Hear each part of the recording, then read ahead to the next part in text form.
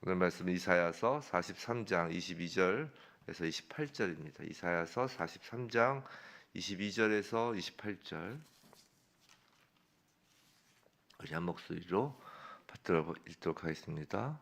그러나 야곱아 너는 나를 부르지 아니하였고 이스라엘아 너는 나를 괴롭게 여겼으며 내 번제의 양을 내게로 가져오지 아니하였고 내 제물로 나를 공경하지 아니하였느니라.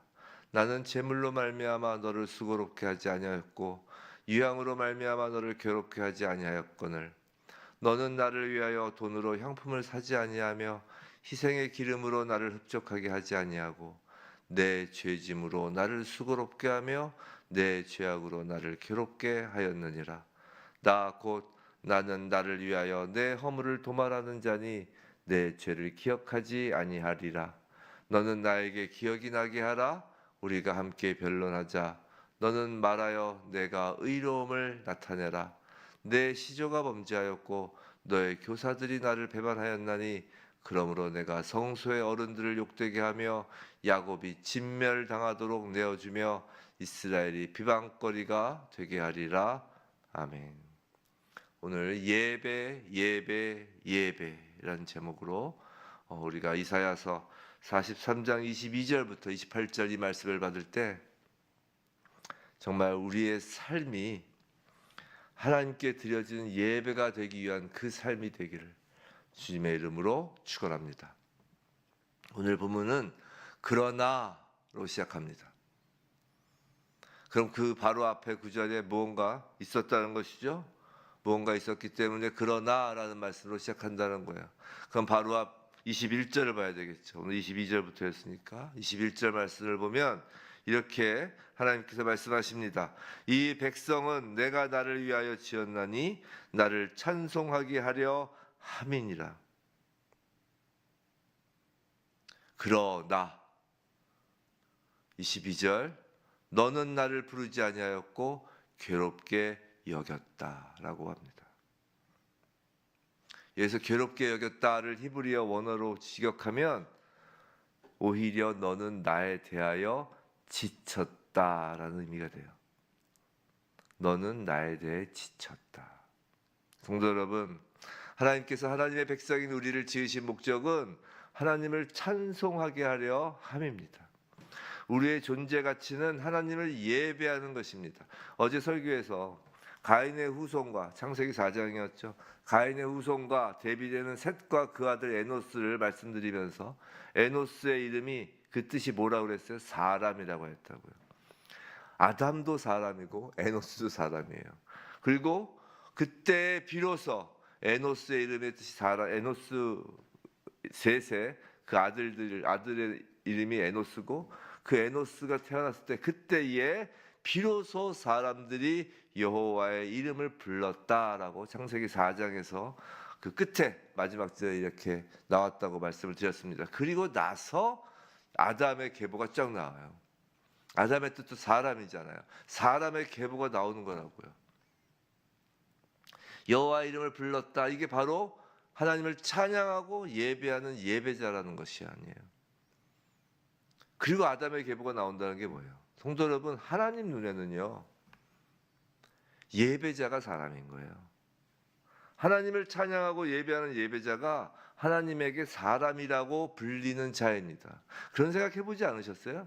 왜 노아의 홍수 때 하나님이 탄식하시면서 모든 피조물을 다 홍수로 쓸어버리시나요? 코에 호흡이 있는 모든 그 피조물을, 그 뭐 동물, 식물, 그 피조물을 쓸어버리시기 위한 것이 아니잖아요.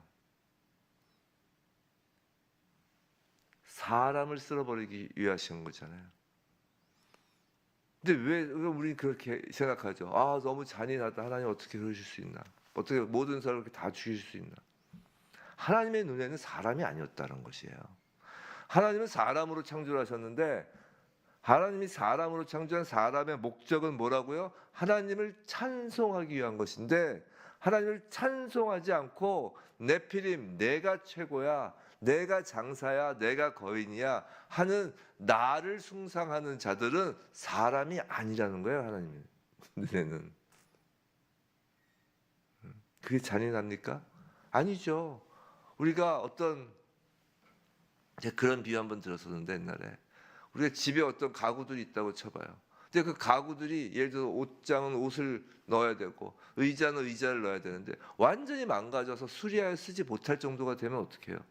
근데 집안에 그것들이 가득 차면 그건 가구라고 안 하고 쓰레기라고 하는 것입니다. 마찬가지예요. 하나님을 예배드리지 않는 사람은, 하나님을 찬송하지 않는 사람은 사람이 아닌 것이에요. 누가 그렇게 만들었나요? 사탄이 그렇게 만들었죠. 악한 영들이 그렇게 만들었죠. 하나님은 사람을 창조했건만 사탄은 그 사람을 동물로 만드는 것이, 아니 동물보다 더 못한 존재로 만들려는 것입니다. 성도 여러분, 성도란 이제 사람이 된 자들이에요. 거듭났다는 건 이제 사람이 됐다는 것입니다. 그 성도는 입술로 찬양을 하죠. 때마다 예배를 드립니다. 그런데 입술로는 찬양을 하고 몸은 예배당에 와 있지만 사실은 하나님을 부르지도 않고 하나님에 대해 지쳐있는 사람이 있다라는 것이에요. 그 22절, 너는 나를 괴롭게 여겼으며 나를 지쳐한다는 것이에요. 성도 여러분, 여러분은 찬양을 어떤 마음을 가지고 부르나요? 예배를 어떤 마음으로 드리나요? 예배를 형식적으로 드리고 있나요? 헌금이나 봉사 등을 짐처럼 여기고 있나요? 예배 드리는 것을 마치 선심 쓰듯이 하고 있나요? 직분자는 뭐 목사니까, 장로니까, 권사니까 직분 때문에 어쩔 수 없어서 사람 눈치 보여서 예배를 드리나요? 이 모든 것이 합쳐요. 종합해서 말씀드리면 여러분은 하나님께 지치셨냔 말이에요. 그게 지쳤다는 것이에요. 목사도 마찬가지입니다. 목사도 목사이기 전에 예배자이어야 하는 것이에요. 목사가 목사니까 어쩔 수 없이 앞에서 설교한다고 쳐보세요. 목사니까 어쩔 수 없이 예배드린다고 쳐보세요. 하나님께 지쳤냐는 것입니다. 여러분에게 하나님은 어떤 존재이십니까? 여러분은 하나님을 괴롭게 여기시는 것 아니냐는 말이에요. 23절, 내 번제의 양을 내게로 가져오지 아니하였고라고 합니다. 번제. 이 번제는 죄의 결과가 얼마나 참혹한 대가를 치르게 하는 것인지에 대한 깨달음이에요. 그렇잖아요. 동물 제사잖아요. 번제. 우리의 죄를 태운다는 의미 아니에요. 동물을 태움으로. 그 동물이 각을 뜨고 태워지는 모습을 보며 거기에 우리가 바로 각이 띄어지고 불태워져야 할 그 죄의 대가를 보는 거잖아요. 그걸 봄으로 이로 인해 다시는 죄를 짓지 말고 오직 의롭고 거룩한 삶을 살아야 되겠다라는 그 각성과 결단을 갖는 것이 번제라고요. 그런데 그와 같은 죄에 대한 회개 없이 드리는 제사 예배는 그저 형식적이며 자기 만족에 그치는 예배에 불과한 것이란 겁니다. 예배를 드리며 마치 할 일 다 했다는 식으로 사는 건 말이에요. 그것은 하나님을 부르지 않는 것과 마찬가지인 것입니다. 전에 한번 말씀드린 것처럼 우리는 한 주 동안 잘 살고 잘 살라고 예배를 드리는 것이 아니라 예배가 목적이라고 그랬어요. 예배를 드리기 위해서 한 주일을 잘 살아내려고 애를 써야 한다는 것이에요. 물론 예배를 드리면 그 은혜로 한 주에 살 힘을 얻죠. 하지만 예배는 수단이 아니라 예배가 목적이라고요. 그 예배의 선순환에 대해서 말씀드렸잖아요. 우리는 예배를 드리려고 한 주간 애써서 살고 그럼에도 불구하고 우리가 실족하고 죄 지은 것에 대하여 예배 자리에서 회복되고 그 회복된 마음으로 또 다시 또 한 주간 열심히 살아서 그 다음 주 예배를 또 드리기 위해서 살고 이게 예배의 선순환이잖아요. 일상의 삶이 목적이 아니라 우리는 예배가 목적이 되어야 합니다. 왜요? 그것이 하나님께서 우리를 지으신 목적이잖아요. 회개는 그저 예배 자리에서 주일 예배 때 한번 와서 아니면 아침 예배 한번 와서 죄송합니다. 다시는 안 그럴게요. 하고 기도하는 것이 회개가 아니라고요. 그게 전부가 아니라고요. 오히려 이 말씀에 따라 거룩한 삶을 살아내려고 힘쓰는 것이 회개입니다. 그 회개가 없는 그 예배에 대하여 내 번제의 양을 내게로 가져오지 아니한다라고 하나님께서 말씀하시는 거예요. 24절 너는 나를 위하여 돈으로 향품을 사지 아니하며 희생의 기름으로 나를 흡족하게 하지 아니하고. 자, 지금 이 말씀은 하나님께서 헌금 많이 하라고 하시는 말씀이 아니에요. 하나님께 드리는 예배는 온 몸과 마음을 드리는 예배이어야 한다라는 의미인 것입니다. 근데 여기서 돈으로 해서 돈이 먼저 나왔죠. 왜 그럴까요? 가만히 보세요. 사람들은 참 희한하게 자신의 목숨을 걸고도 지키려는 것이 하나 있는데 그게 바로 돈이에요. 사람들에게 자기 목숨처럼 여기는 것으로 대표적인 것이 돈이라고요.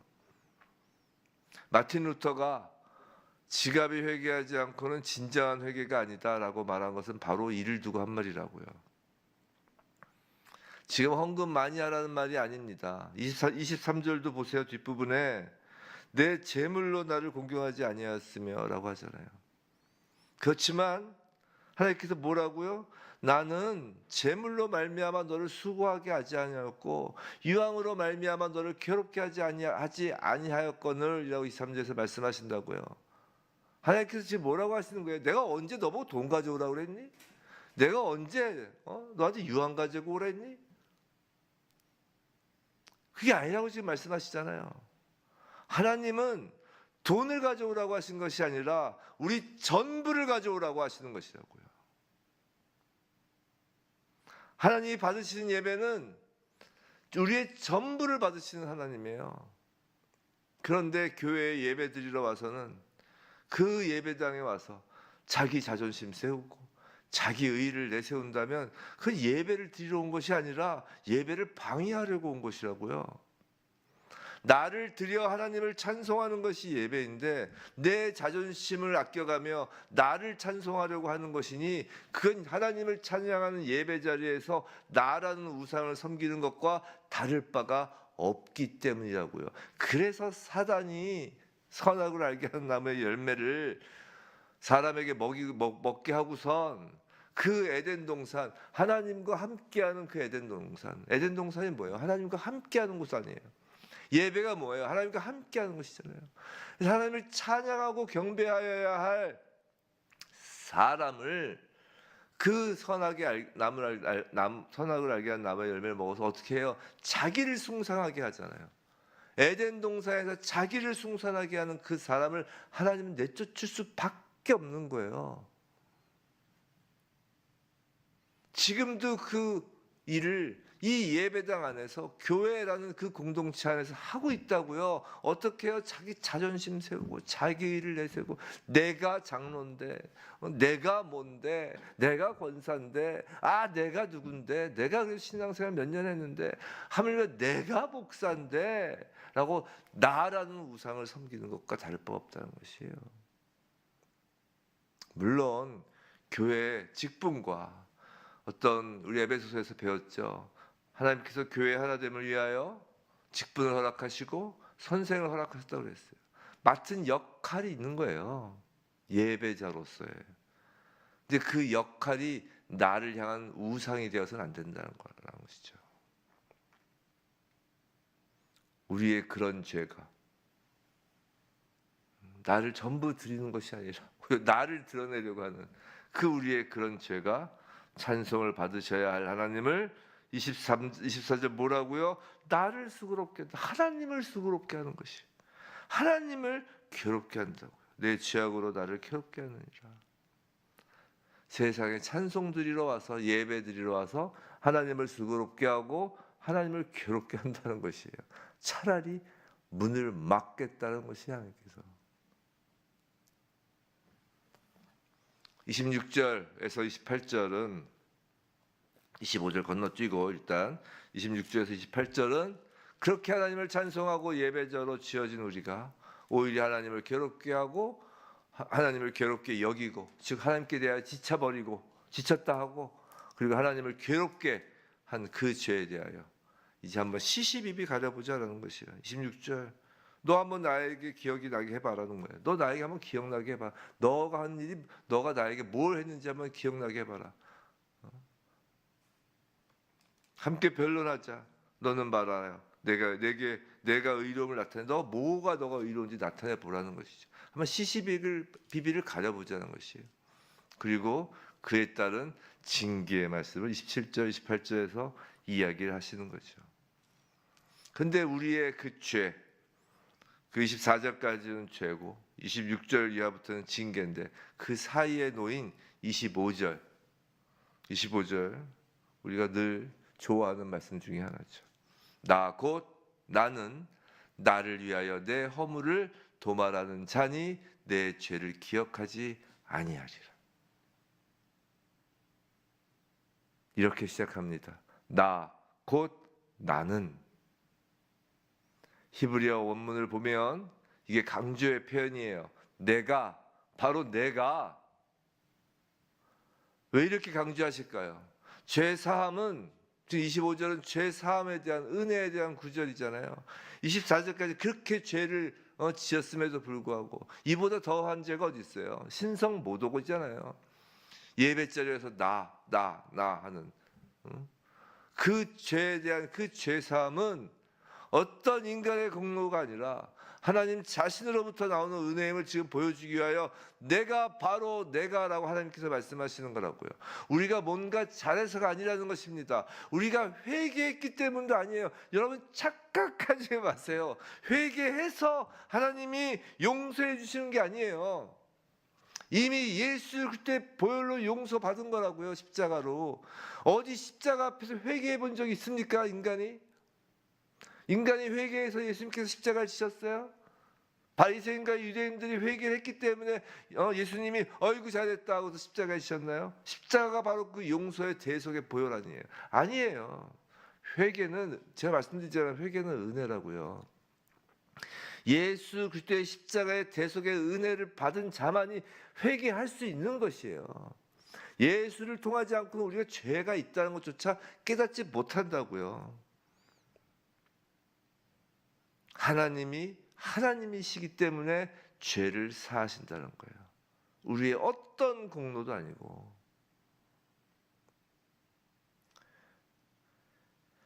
내 허물을 도말하는 자니. 자, 도말하다라는 말은 이제 완전히 덮어버리다, 지우다라는 뜻이에요.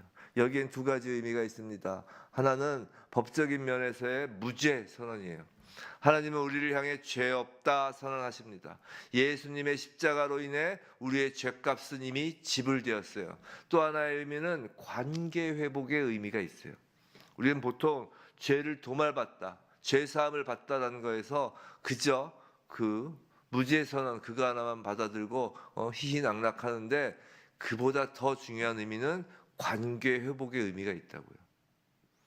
도말은 단순히 삭제하는 것이 아니라 관계 회복이라고요.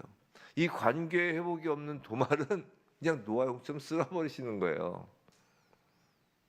이 관계 회복이 은혜입니다. 내가 다시 너를 받아들이겠다, 기억하지 않겠다라는 말씀이에요.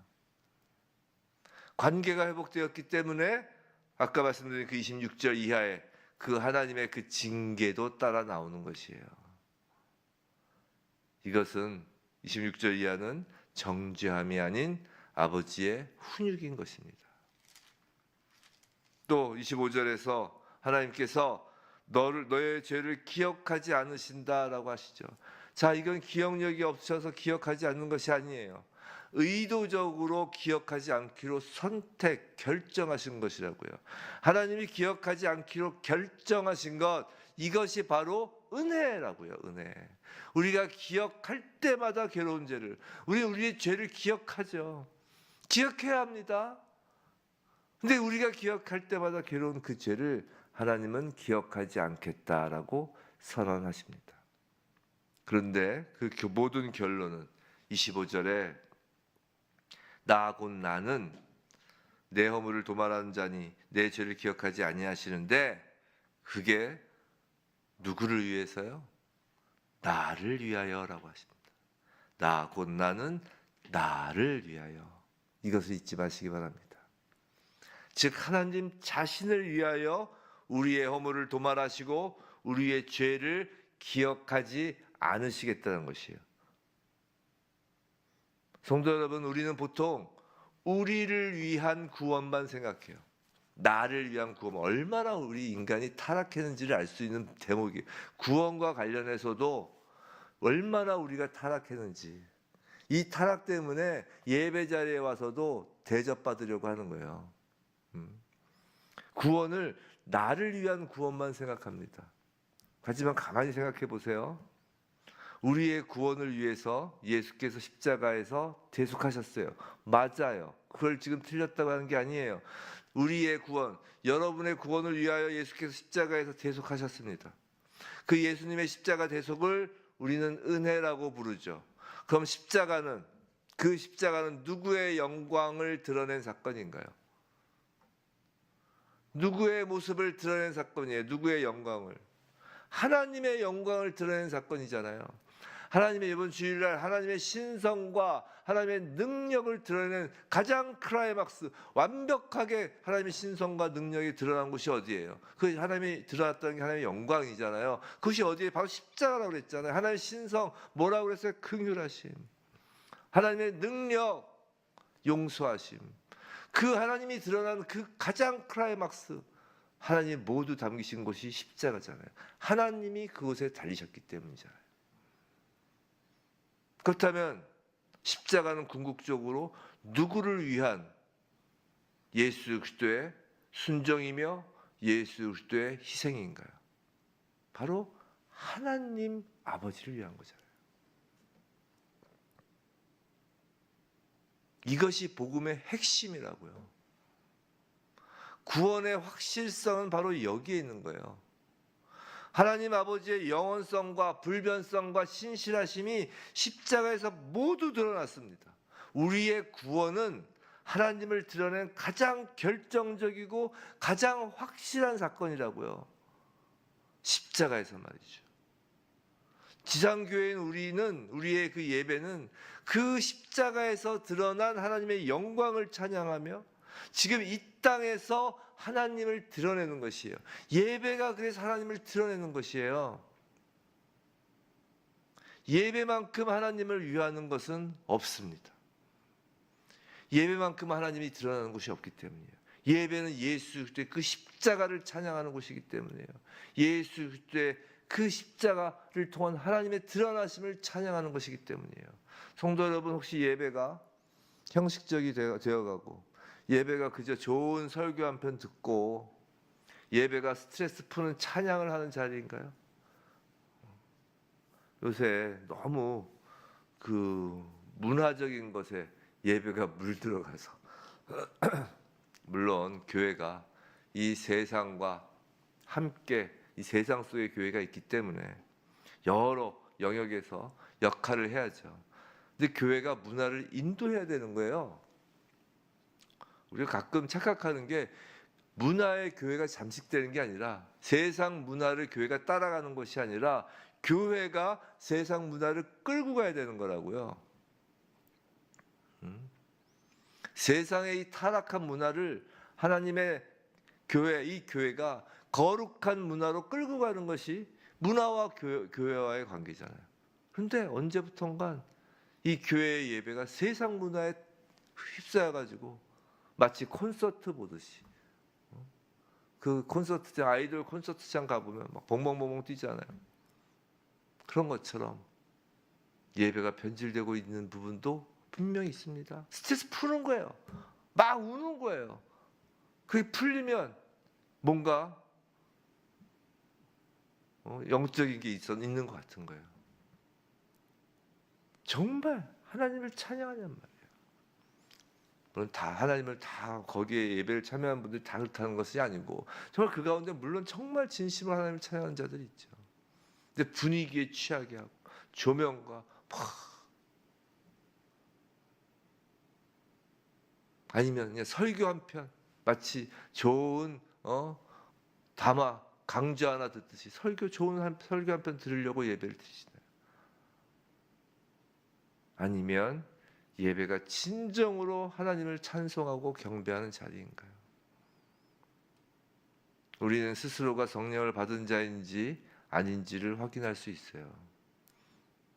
진정 영과 진리로 예배를 드리는지, 하나님을 찬송하며 경배하고 싶어서 우리 주님이 너무 좋아서 예배를 드리는지, 정말 내 모든 것과도 바꿀 수 없을 정도로 예배가 좋은지, 그 예배를 앞에 둔 나 자신의 그 삶이 정말 거룩하기 위하여 치열한지를 보면 우리가 성령을 받았는지 가짜인지 알 수 있습니다. 사랑하는 성도 여러분, 오늘 하나님은 우리에게 묻습니다. 너는 나를 찾고 있느냐? 너는 나를 사랑하느냐? 너는 나를 기억하느냐? 너는 나를 이제 지체하고 귀찮아하는 것 아니냐 혹시? 우리는 때때로 하나님을 잊고 하나님을 멀리하고 하나님께 죄를 범합니다. 하지만 하나님은 여전히 나는 너의 죄를 기억하지 않겠다라고 말씀하신다고요. 그리고 우리를 기다리고 계신 거예요. 우리를 위해 십자가에서 피 흘리신 예수 그리스도의 사랑이 그 증거입니다. 부디 오늘 하나님을 향한 우리의 마음을 다시 점검하고 형식적인 예배가 아니라 마음을 드리는 예배로 그 돌아가는 교회 성도 되길 주님의 이름으로 축원합니다.